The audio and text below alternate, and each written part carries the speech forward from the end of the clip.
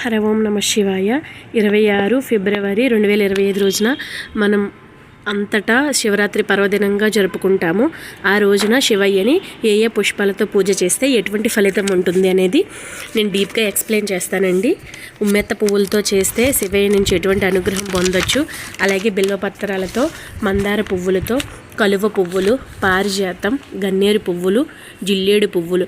అసలు జిల్లేడు పువ్వులతో ఈ పుష్పాలన్నిటితో ఎందుకు చేయాలి పూజ, అసలు ఆ పూజ చేస్తే ఏమి ఫలితం వస్తుంది, శివయ్య అనుగ్రహం మనం ఎలా పొందాలి అనేది నేను డీప్గా చెప్పానండి. ఎందుకంటే చిన్న 1 మినిట్ ఒక షార్ట్లో అనేది ఫుల్ ఎంతగా చెప్పలేము, అంత డీటెయిల్గాను. పైగా ఇక భగవంతుణ్ణి స్మరించడం అనేది మాటలు కాదు. అందుకే మనం తెలుసో తెలియకో కాకుండా మనకి తెలిసినంత వరకు మంచిని షేర్ చేద్దామని వీడియో తీసానండి. అసలు ఈ ఫోటో కలెక్షన్స్ అంతా నాకు కామేష్ శర్మ గారు పంపించారు.